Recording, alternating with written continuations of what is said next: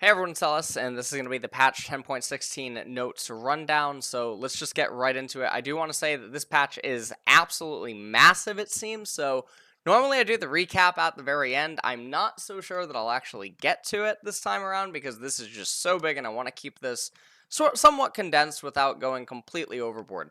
So we just take a brief overview right here, 10.16 nerfs. There's a lot of champions I'm obviously scratching my head about here, and I also like that they have a key chart over here to help you understand like why these nerfs are coming in and what's causing it. But on the buff side, we have a glorious patch, and I don't know if this is the Worlds patch officially, as Worlds has been announced if you guys have not seen already. And I don't know if 10.16 is going to be the Worlds patch or if it's going to be 10.17 or something, but hopefully, maybe that's actually even mentioned in here. It doesn't seem like it's mentioned in here. As skipping patch 10.17, the next full patch is going to be on 10.18. On the time 10. Okay, so there's nothing there. Alright, so let's just get right into it. Summoner's Rift Rank Split 3 begins on August 9th at 11:59 local time. The third and final rank split of the season will begin with a little something extra this time. Okay, cool.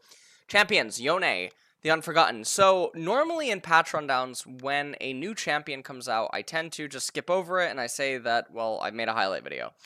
Yone, on the other hand, is a champion that I've probably played about over 100 games of on the PBE, both in actual normal Summoner Rift game, as well as just so many different 1v1s across so many different matchups. I know that he already got one of his abilities nerfed prior to shipping, but I have a lot of complaints about the champion, as well as most of the other Challenger, Grandmaster players that I was doing 1v1s with, having them do 1v1s, and playing all a bunch of different matchups basically voiced similar concerns. He feels very stiff. A lot of his abilities all lock him up, and it's not something that you would expect out of a champion that's supposed to be an assassin and supposed to be moving pretty fluidly. And because he's stiff and he also comes with fake mobility, what you end up realizing is that over time, people get a lot better at playing against him, as weird as that sounds, even though you would think that you would begin getting better at the matchup since it's your first time in the matchup. But no, on the flip side, a lot of times his E ends up just getting played around in very good ways, and his Q and his play patterns, the W locking him up, even though I believe there's a way to speed it up by flashing during the animation and stuff, things get a little bit weird there. He doesn't play like an assassin. He plays like some sort of a hybrid bruiser assassin, takes very bizarre trade timings, he sets things up. Now, his 2-item spike is absolutely massive. I don't want to say it's one of the biggest in the game because I don't think that it is. I think Fiora obviously still tops him. I think Jax is still a monster, but he plays it out in a bit of different ways. 2-item spike for him definitely can't be understated. 3rd item, 4th item for him, he's an absolute monster. So I would expect him to actually have somewhat good results because of that. He's one of those champions that, again, the 0-10 death meme is pretty funny because generally, I've spoken about this before, the amount of time it takes to go 0-10 in a game is often enough time, unless you're actually just running it down, for the game to have transpired long enough that you either have enough kills or enough CS or enough passive gold income that you've probably reached certain item spikes. And when you reach those item spikes, a champion like Yone or like Yasuo becomes entirely different champions. I'm now also thinking in my head, did I say Yone the first time or did I say Yone? I don't know. I'm sorry. It's Yone. But that's just how it is. So because of that, I think he'll actually sit well with players that are not necessarily Plo or super high MMR, like Yasuo. And in that regard, I think that he's going to be interesting. I expect at some point he's going to get balance changes, but just be warned that he is very stiff, and he's going to feel even worse depending on where you are in relation to the server that you're playing on, because ping just makes him feel so much worse when trying to do all of his combos, his setups, and chain everything together. So Akali, Q base damage increased, E damage type change, Q 5-point strike 30 to 130 to 35 to 135. This isn't the biggest change in the world, they're obviously being very reserved about it. E shuriken flip, damage type physical to magical. So I saw a lot of people obviously up in arms about that change in particular. Riot's just going in some weird directions. Probably expect to see Akali maybe revisited in 10.17, 10.18 or something if this still doesn't bump her on the radar. Maybe they're actually trying to move her back into pro play prior to Worlds. Also, speaking of Worlds, I hope Yone is enabled for Worlds. If you've seen the PBE, if you've seen players playing him, if you've seen the feedback from high-level players playing him, there's nothing really suggesting that he's going to be some sort of out-of-control menace or anything like that. And so I feel like it's very different. Lilia just got released 2 weeks ago. It would feel so strange not to have League of Legends, arguably the most hyped champion of the entire year, and even maybe in recent releases overall, just not be present at the World Championship or available at the very least. That would just strike me as very strange. So I just wanted to get that out there. Ashe, Q bonus attack speed decreased later. Ranger's focus, 20 to 60% to 20 to 40%. So Ashe is just getting a light slap on the wrist. It's definitely not the end of the world. This isn't what's gating, or this isn't what's preventing you or going to prevent you from picking Ashe. If you're picking Ashe, you're picking her for other reasons, and unless Riot hits the reasons that you're picking Ashe, it's not really going to affect her all that much. Do keep in mind that other AD carries or marksmen have been getting hit across the board, whether directly or indirectly, and so Ashe, having not really suffered too much, is obviously finding herself inside of the meta right now. She's also one of the answers to Caitlyn, who is gaining a lot of traction right now. So this still isn't the end of the world. It's just, obviously, it's one of those nerfs. Bard, base health decreased, W maximum heal decreased. Okay, so he ends up losing 15 health, and then Caretaker Shrine ends up losing 15 base. So the thing that you can view this as is you basically lose almost half or a little bit more than half of a potion inside of laning phase on Bard. In the later stages of the game, it's not going to probably be the end of the world at that stage, but that's how you should view it, is that you're basically losing half a potion or something. Now we move on to Evelynn. Q cooldown decreased. Hitting a monster no longer refunds 50% of its cooldown. Q hate spike. Cooldown 8 to 4 seconds. No more hate. Hitting a monster no longer refunds 50% of the hate spike's cooldown. So, this is interesting. I talked with several pro players about Evelynn, and in regards to if old Eve existed now, today, would it actually matter? Would it mean anything? Because old Evelynn was historically both a jungler and a mid laner at different points. The thing is that players in League of Legends have gotten so much better over the years at understanding roam timings and how to play their lane and recall timings and how to trade and where to stand, where to position, and all these other things that would be very painful for a champion like Evelynn to just go into the lane and try to play it out abusively, get to level 6, and then just become obviously chaotic. These are obviously very welcome changes and buffs to her, but for anyone getting like very funny ideas like, oh, I'm just going to go play Evelynn in mid lane like old Evelynn was at one point, I don't think that's really going to be the case. If anything, I think she would end up more in top lane than she would in mid, just because of the matchups that she could find herself in. And then obviously in later stages of the game, the hate spike change is welcome there as well if you are still playing her in jungle. I do think that she is situationally an S tier, S plus tier jungler in pro play and competitive, and she doesn't need an introduction for solo queue because she obviously tears it up there if you're proficient at her.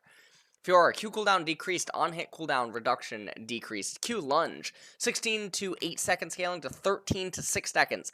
That is so big. Enemy on hit cooldown reduction, 60% enemy hit refunds 3.2 at max to 50% enemy hit refunds 6.5 to 3 seconds. So not the end of the world. Obviously, this is another welcome Fiora change. She's a champion that hasn't been getting picked up a lot lately, but with more tanks on the horizon and more people trying to weave tanks into the team compositions, as well as the current junglers that are existing, Fiora is obviously something that you have to keep in mind as we do approach Worlds.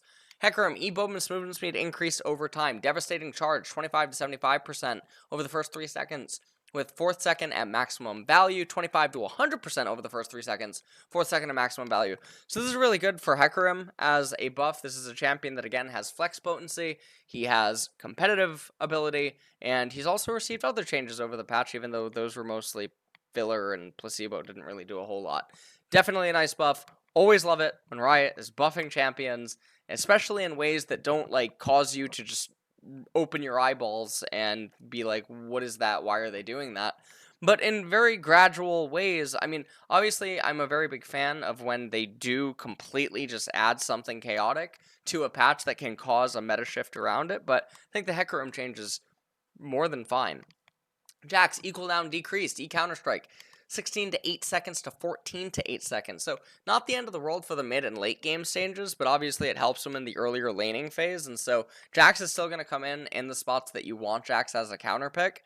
And if you're wanting him as a counter pick, you're not losing sleep over this kind of a change, nor are you. I mean, you can be excited about it, but I think people are grossly overreacting to what this is because you're picking him for his purposes in mid and late game, and that's still going to end up being the same.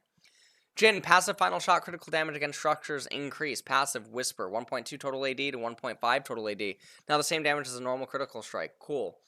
Jinx, our bonus damage now uncapped. Super Mega Death Rocket, 375 remain target against champions now uncapped. This is really nice for Jinx. This is another champion that is totally viable in pro play. She's just not getting a whole lot of attention for reasons that are somewhat unknown. Who knows, maybe DRX will make it to Worlds or something, and Deft will pull out his patented Jinx. I have absolutely no idea. She doesn't really need too much attention. She just has a play style. She has a very big windup. She is heavy as a champion, and she requires just you making sure that she comes online, and then she is one of the hyper carries that does still exist in League. So, I mean, it's a nice change for the R. Karma, Q cost now flat, cooldown increase. Q Inner Flame 50 to 70 to 65. So it ends up being a mana buff super late, but by that point it doesn't matter. Cooldown 7 to 5 seconds to 9 to 7 seconds. This is really painful to Karma. It harms her in her ability to bully and interact in laning phase, but in spots where you're picking her for her shields and her mid-game ability to just carry and take over, especially because she's a champion that builds primarily epic and rare items. And what I mean by that is if you're ever a fan of World of Warcraft, you know that they have the orange, purple, blue, and green item system. Obviously, legendary items like Rabadon's Death Cap or Trinity Force or Death Stance or these items that are very expensive, they would probably be in the orange category. Items that are anywhere between like 2,500 to maybe 3,000 or something, that would probably be purple category. And then once you start getting into the 23, 22, 2,100 gold items, that's the pretty much rare items. And then you got the uncommon items, which are just recipe components or something. Karma's really powerful because she abuses the fact that she doesn't really need legendary or epic items in order to be a monster. Because her items are so cheap, they come online earlier than other champions, and it helps add to her oppressiveness. So the fact that she's having 2 seconds shaved off of her Q to bully you doesn't change the fact that she hits her item breakpoints way quicker than you, and she can enable her surrounding teammates very well. She does end up getting a legendary item in the form of Rabadon's Death Cap, but usually it's oftentimes after she completely stifled your mid game and made it very problematic for you. And then she's still a scaling monster. Obviously, in the later stages of the game, though, you're not losing sleep over your Q having 2 seconds added to it. So it really just matters why you're picking Karma. Can you pick her to neutralize and lane bully a lot of champions now? No, I think this will definitely actually harm it in some ways. However, there's also a lot of spots where your Q is going to be off cooldown anyway as you're waiting for your mantra to come back up and then using your Q. So while this says 2 seconds and you should look at it as such in laning phases 2 seconds, you do have to take into account that there's many times where you're actually just sitting on that Q and letting it stay on or off cooldown without utilizing it. And so in those instances, it's not always really 2 seconds. It's almost negligible that the change is even there, and the context matters on that. Karthus, Q damage ratio decrease, Q late waste. 0.35 ability power to 0.3. This doesn't matter at all. And the reason that it doesn't matter at all is because Karthus got all the other buffs, so Karthus is basically back to where he was at a while ago with some upside. And so in that regard, Karthus is still king of the jungle in a lot of ways. Now in competitive, he's not a champion that you can just blind pick because there's ways to draft against him. There's ways to really shut him down and neuter him inside of the draft phase. So typically he comes in anytime red 3, red 4, red 5 pick, or blue 4, blue 5 is oftentimes where you can see him in like a competitive draft. In solo queue, he's still a monster. He's still a monstrosity, and unless something changes maybe in Season 11 with like items or the meta, we should expect that Karthus is going to remain that way. Kha'Zix, Q isolated target bonus damage decrease. Q face their fear, 120% to 110%. So a lot of people call this a very big buff. I remember I laughed at it when it ended up coming in. Doesn't really matter. Kha'Zix is one of those champions that when people forget how to play against him and forget his invisibility, they forget his damage, they forget his trade patterns, they forget how far he can go while invisible and what kind of gaps he can close, he's going to have inflated success. As soon as people start remembering what made Kha'Zix bad, why he's so slow, why he's so heavy, why he can't keep up with tempo inside of the jungle, why he can't do all these other things, and the fact that he's also extremely prone to certain team compositions. He just falls by the wayside and falls into nothingness once again. So they're taking away 10%. He's still buffed from where he was at a couple of patches ago, but it doesn't really matter at the end of the day. So see you in a couple of months if you disagree. Lucian, Q damage increased, R total shots fired increased. Q piercing light, 85 to 225 to 95 to 235. R the culling, 20 to 30 to 22 to 34. Lucian keeps getting nudged back to where Lucian was almost at in his heyday once upon a time. And I really like that Riot's doing that because so many champions have been added to the game and the meta is totally different. Items are totally different. The Lucian of old that was causing so much chaos might not even thrive in today's environment. So I like that they keep pushing his numbers and they keep pushing things to come back. And people are going to have to remember this because also Lucian's not just in the marksman role. He's also in mid. He's also in top. So really nice changes. Love what they're doing. This patch is really sick so far. Misfortune, base attack damage increased 50 to 52. Okay. All right. Great. Stack deck over here. Morgana, Q cooldown decreased, Dark Binding, 11 to 10 seconds. I mean, I guess it's pretty nice to get 10% CDR on your Q completely for free. It's not going to push her anywhere super special. I think it's just nice. She's a champion that is going super underappreciated in the support role, but she has potency to be flexed mid, top, and jungle. Situationally, obviously, inside of jungle. If you're wondering, LS, what are you talking about? Well, you can take a look at Spring Split. Across some regions, she was getting picked as a counter pick to certain champions. So, Nautilus, W shield decreased, W Titan's Wrath 60 to 100 to 45 to 85. So, Nautilus nerf comes in completely random. I thought that we were pretty much done with him, but people default to him as like a blind pick that they feel comfortable or safe playing. And I don't understand totally why he's getting nerfed, but here we are. I don't think it was necessary by any means. And honestly, I don't think it really does anything in mid and late game. It doesn't change anything there. It just gives you some trade potency against him in the earlier stages during all-ins. Neeko, Q damage increase, Bloom damage increase. Now, Neeko has received other changes as well as indirect buffs around her over time. Given the fact that she also has the two modes where she can go on-hit attack speed as well as AP, any changes or buffs to her has to be looked at more cautiously, especially given that she can even sometimes go 80 carry or support. Q Blooming Burst 70 to 250 to 80 to 260. Bloom damage 35 to 115 to 40 to 120. This is a lot of extra damage that she's getting pretty much for free. And because also the way that she ends up itemizing, she's also getting a little bit of extra increased damage because she gets Leandre, so Madness. So any little bit of extra damage she gets there also gets amplified and whatnot and has to be viewed as such. So Glacial Neeko is still really good. Is Neeko now? The question ends up being is, does this actually affect her wave clear at any point? Because if it does, then she can potentially come back and actually be a menace. I don't know. I don't know when LCK gets 10-16. Maybe Faker will play her there or something. But Neeko needs to be on people's radars. Nocturne, passive cooldown increased. Enemy champions and monster on hit cooldown refund increased. Passive Umbral Blades. 10 to 14 seconds on hit cooldown refund. Basic attacks against enemy champions monsters reduce Umbral Blades' cooldown by 2 seconds. Basic attacks against enemy champions and monsters reduce Umbral Blades by 3 seconds. Okay, so in laning phase, I'm actually not sure if this impacts his ability to wave clear if he does everything correctly with his trail. I don't think it really does anything. In that case, it ends up being a buff, right? In the later stages of the game, so it's not the end of the world. My brain's breaking. Rakan, R bonus movement speed increased. R the quickness 50% to 75%. So the movement speed's really nice. Rakan is still super situational. I don't think that like Xayah Rakan should be getting any sort of like special attention. Obviously, this is like a buff for Xayah Rakan as the lovers duo, but this isn't what's gating Rakan from basically being a menace or anything like that. It is very, very, very nice, though. It is a very, very nice buff for Rakan, and all Rakan players are very thankful. Set, base damage decrease later, E base damage decrease later. Haymaker, 80 to 180 to 80 to 160. E Facebreaker, base damage 50 to 170 to 50 to 130. So this is really crippling Set support as well as Set jungle. And Set is already a champion that's very heavy, relies on getting ahead, relies on being useful, unless he's in the support role because he gets a little bit more access and leeway.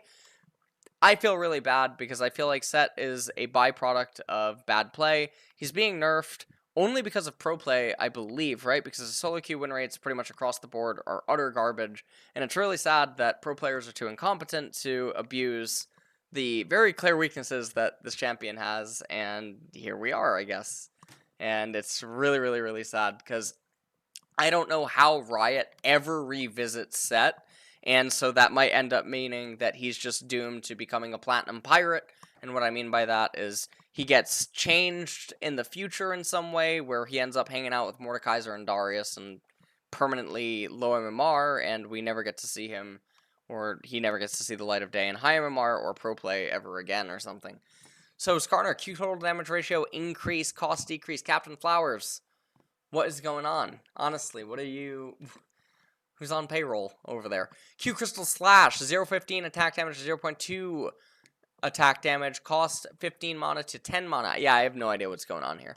Skarner's being pushed a lot, and I like Skarner over a lot of the current meta junglers that are being picked very actively in pro play, so I'm not opposed to this by any means. I think that he's really cool as a champion, and I think that there's a lot of upside. He creates exciting gameplay. He obviously has the tax that he comes with the QSS and whatnot, so we'll see. I mean, this is very nice for Skarner, especially with other champions around him getting nerfed. Syndra, Q base damage decrease later. Dark Sphere, 70 to 230 to 70 to 210. Syndra's numbers have been overtuned for a while. She still has weaknesses, and I've talked about this in many of the rundowns, as well as anytime that I've talked about Syndra in general. This is a lot of damage to be losing, especially in late game team fights, and it's definitely going to be noticeable. Syndra's sort of getting picked right now because a lot of champions are very weak, and they just don't really have a lot of numbers, but Syndra did. Changes like this will definitely nudge her out of the limelight, and she probably won't come back, just because it's very hard to find spots where you justify her, because she's mostly just a beat stick. Tristana. E now deals 1% increased damage per 3% critical strike chance. Explosive Charge now deals 1% increase per 3 critical strike chance, up to 33.3% increased damage. So they ended up changing this number. Apparently on the PvE it was up to 50% at one point. I like this change. This ends up making her post third, fourth recall during laning phase a lot stronger if you're playing her in a solo lane like mid or top. And obviously her late game now gets a lot of extra bonus damage, but not in a way that is overly oppressive or really dramatically just making you hate her that much more. So I really like the change that she's getting. Veigar, base magic resistance increase 30 to 32. Okay, cool, great. Volibear, Q bonus movement speed decrease, Q Thundering Smash 15 to 35 to 10 to 26. So that's a lot of MS to just lose, and Volibear only lately has been being seen inside of the jungle. He has unplayable top lane matchups. No one was trying him in support. He can't actually go mid, or no one tried to make him go mid anyway. These are very noticeable nerfs. It definitely hurts his jungle ganking, as it takes away basically his boots. So with one of his boots just being taken away super early on, it hurts him a lot. And remember, Set got hit as well, and the only one so far having not been hit is Olaf. Also, base magic resistance increased. Our base damage increased later, so they're buffing him to match his brother Yone. I believe magic resistance 30 to 32. So now this means that Yone, his armor is super pitiful, and he doesn't even have that over Yasuo. I'm not even sure what the stuff going on here is. Last breath 200 to 400 to 200 to 500. So it gets 50 at rank 2 and 100 at rank 3. It's not going to magically make you pick Yasuo or anything. It's just some added upside. So definitely welcome. Zig's passive bonus damage ratio now flat. Maximum damage to structures increased. Okay. Bonus ratio 0.5 ability power now. Always. Damage bonus multiplier to structures 2 times ability power to 2.5 times ability power. This is super, super big. Ziggs is one of the few champions in the game right now that can beat almost all of the mid lane matchups if you're really proficient at him. He's also a champion that can go top, and he can go to carry. He's super, super scaling, and they're just giving him even more incentive to both take over solo queue as well as competitive, so it's really good in that regard. Ziggs is so underappreciated. We've seen him in the LCK a few times. No one else is really picking him up. He's very, very hard to play, but there's massive upside if you can get him, because some of the mid laners that are deemed to not have real counters, he actually is a counter to. It's just really, really hard to get him online. Runes, Nimbus Cloak. 15 to 35% summon spell based on cooldown, to 10 to 30% summon spell cooldown over 0 to 250 seconds. So Not the end of the world. People that are still looking to abuse and pick Nimbus Cloak are still going to do it over Monoflow Band, and so I think in that regard it's totally fine. Ionia Clash has now begun its recruitment session. Check out the Clash tab in client for specific start time and details. Okay, that is very nice. Clash is always cool. Just like on patreon.com/LSXYZ9. Clash tier lists. Alright, I'm done selling out. Next is split changes. I'm not going to look over them, as I do not do that. DX11 beta test. I do not know what that is, so I am super sorry. Bug fixes, and now the skin. Okay, we're actually already at the skins. So before I get to the most important part of the patch rundown, let's just recap really quick competitive and solo queue and what it means. Also, to reiterate, this patch was very, very cool. Lots of just buffs pretty much, and for the nerfs, I almost can't care on the majority of them, so I think that's really cool. Yone, again, out the gate. Think he'll probably have much more success than some of the recent releases out the gate in solo queue, and that's mostly due to his simplicity, but his stiffness and how clunky he feels and the fake mobility will eventually come back to bite him. So we'll end up seeing what ends up happening here. His 2-item 0-10 death spike can't be understated, and for people that think like the 0-10 spike is a meme or a joke or something, it's not. It's just the amount of time that it takes to go 0-10 without intentionally trying to feed probably means you've arrived at enough gold to get 2-3 items. And he is one of those champions that when he hits 2 items, 3 items, he's just totally different. It can't even be stated. And sometimes League just has champions like that, and he's one of them. So keep that in mind when you're playing in low MMR, mid MMR, or even high MMR. Yone will eventually come online. So Akali change doesn't really matter. Don't care about it that much. Ashe, it only hurts because of Caitlyn, but aside from that, it's not gating you from picking her. You're not picking her because of this change. Bard change doesn't really matter. I don't think it's affecting why people are picking Bard or his oppressiveness. Losing half a potion or a little bit more than that inside of the initial recall or the first recall inside of laning phase, also not really that big of a deal, especially not if you're paired with a bully 80 carry and you're winning the lane outright anyway, because some of the healing is going to be excessive, or the caretaker shrines are going to be sitting there for a while and they're only going to be used situationally, and it's not going to be the end of the world. And so that's fine.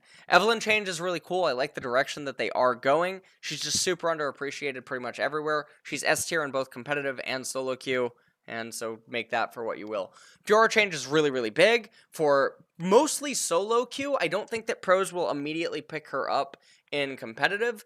I still think that you should obviously stay away from Fiora. She's very ping reliant, extremely intensive on mechanics. Obviously, the lunge is not the most intensive part of her kit, but I mean, that's it.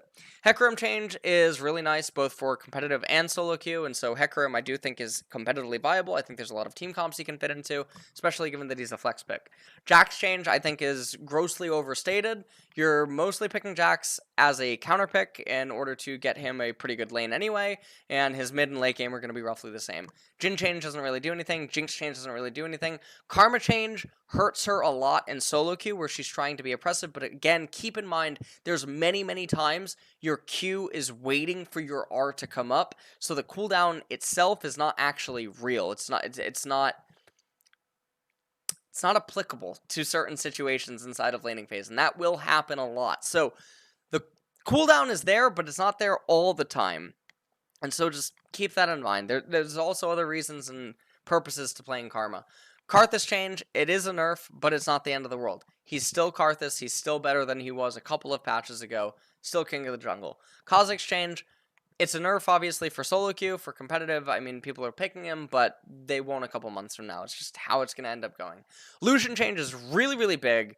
Have to keep your eye on it. He's been getting small buffs over the last couple of patches, and he's been getting buffs indirectly as well because other 80 carries and marksmen have just been constantly getting hit, and he's also a multi-lane champion. Misfortune change doesn't really matter. Morgana change doesn't really matter. Nautilus change doesn't really matter. Neeko, a very big potential change because of her multi-role flex potential, but the question ends up remaining, and I do not have this off the top of my head, does this change her wave clear? If the answer is yes, this is massive for her. Nocturne change doesn't really matter. Rakan change is going to be noticeable both in solo queue and competitive anytime that you're going to end up picking Rakan. Set, I mean, I'm sorry, I wish I had Morello. I would read you your last rites, but unfortunately, I only buy Leandri's, buddy.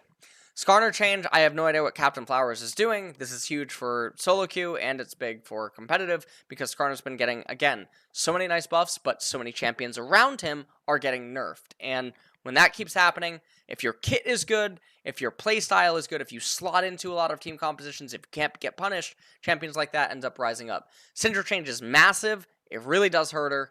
Do not underestimate the power of this kind of a nerf in the mid and late game, because it definitely will be felt. You will still overkill a lot of targets, but it will be felt because you are casting so many Qs inside of a late game team fight, and missing potentially hundreds of damage is very big. So, Tristana, nice change, but probably not going to just magically shift her into power. Veigar change doesn't really matter. Volibear, I mean, whatever. If it gets people to stop playing him, you're probably actually helping people. Yasuo change doesn't really matter. Ziggs change is really big. Hopefully it moves the needle. Probably won't, though, because it takes a lot of time. Nimbus Cloak, not the end of the world. Ionia Clash, get your tier list today. All right, that's all I got to say. All right. Let's get to the skins. This is the most important part of the patch. You're going to make fun of me again, as I am indeed a boomer, and I do not know how to open everything. Obviously, there's the chromas, but let's just do this. So, Spirit Blossom Riven. This actually looks really cool. This is definitely a very cool skin. I don't know what kind of vibes I'm getting. I feel like she's about to summon a Gengar or something, and this is like the trainer of one of the last gyms. I have no idea what's going on. I also feel like we're in the Pokemon Sword and Shield city. That one that has the psychic and fairy types. I don't know. Is it Bologna or Bologna? I have no idea, but I feel like she's probably like the gym trainer. I mean, this is what ended up happening. Alright, so Spirit Blossom Cassiopeia. Honestly, it looks a little bit weird, but again, same exact kind of vibe, except this is sort of like the antagonist of the city, so I don't know what's going on there. I don't know how the skin actually looks in game, but I like the art, and yeah, I mean, it's just pretty good. Nothing really going on there. Okay, Spirit Blossom Ari. I mean, how many skins does this champion have actually? Like, holy moly, man. Holy. Not a good look. Not a good look. Spirit Blossom. Oh, this is very cool. Okay, this skin is cute, and it's also, I really like what they're doing with Wolf back here. I think this is really cool. I can't imagine how this skin looks in game, but if I was a Kindred player, I would definitely probably consider this skin. I like the mask that they went for. It feels very ominous, and yet at the same time almost inviting, and I really like that approach that Riot ended up doing with this skin. So this definitely feels very weird. It feels like you're being lured into some sort of a forest and you're going to be killed. I mean, that's actually just like what it looks like. It really does look like it's some bait and switch type tactic, and I like that vibe that it's giving off. Spirit Blossom Yone. So, if you guys have not seen already, I made a tweet before. It was about Inuyasha and Shishomaru. That is exactly what Yasuo and Yone are. Alternatively, what you could end up saying is that he is Sephiroth from Final Fantasy. That's totally fine as well. Alternatively, Final Fantasy X, I forgot that guy's name. I think it was Brosker or something. He's kind of got those vibes going for him. Anyways, you're definitely going to want to use this skin. I don't know what chroma color's the best, but this is a pay-to-win skin in a way. It hides his Q a little bit better. It's harder for opponents to tell that he has it when he is wearing the Spirit Blossom skin with the white chroma and whatnot on it. It is harder for them to see that you are having that glow and whatnot. And so if you're trying to min-max your advantage as Yone inside of ranked, play this skin. If you're blind like me in one of your eyes or something, maybe use the base skin so it's a little bit more discernible. I have no idea if Riot's fixed that yet as it ends up going live. I know that they fixed a lot of other stuff. They also fixed his walk animation, so that's really cool too. And that is it for Yone. And then we take a look at the chromas. So I'm actually going to look at this chroma really quick. So I think his base chroma, his pink chroma, or the white chroma is probably the best at concealing his third Q. So if you're looking for advantages in that regard, I think that those are the chromas that you end up using. Obviously, they're also the chromas that I'm a fan most of. I don't mind the pink chroma or the purple chroma. It kind of reminds me of Rain from Mortal Kombat. So in that regard, I don't really mind it. None of the other chromas really stand out to me. Some of them even feel like they're almost kind of the same color, or they just don't feel like they're doing him a lot of justice. So in that regard, I think it's pretty fine. Spirit Blossom Kindred. Oh, she looks like she's a Ragnarok Online character, a Ragnarok Online champion. Oh, these chromas are sick. Look at this blue one. This one looks so sick. And the black one really feels like something out of Beetlejuice, or it just feels like something out of a morbid anime or something. I mean, all of these chromas are just so cool. I really hope that Wolf looks really cool like he did inside of the Splash as well. But this blue one is so sick. This blue one looks like some legendary Pokemon thing, and I honestly have no idea. And I mean, all of these colors just are serving the skin so well. The very, very pretty chroma. Very good skin. You should buy it. Absolutely. And Riven. So, Riven's looks pretty generic. This one actually looks like a vampire for some reason. I'm not really sure. The base skin, for me, personally looks the best, or the vampire one, I think, are probably the best ones here. Let's take a look at Cassiopeia. I'm actually curious what this one will look like. I'm not going to look at Ari because, listen, honestly, she's got enough attention. The Cassiopeia one is not really giving me the best of vibes. I don't really know. I don't know what I'm feeling, but it's not very good feeling, so I'm just going to close out of that. Anyways, that's it for the patch 10.16 notes rundown. I hope you guys enjoyed this one. I definitely did. This is one of the best patches that Riot has had again in Season 10. This is good.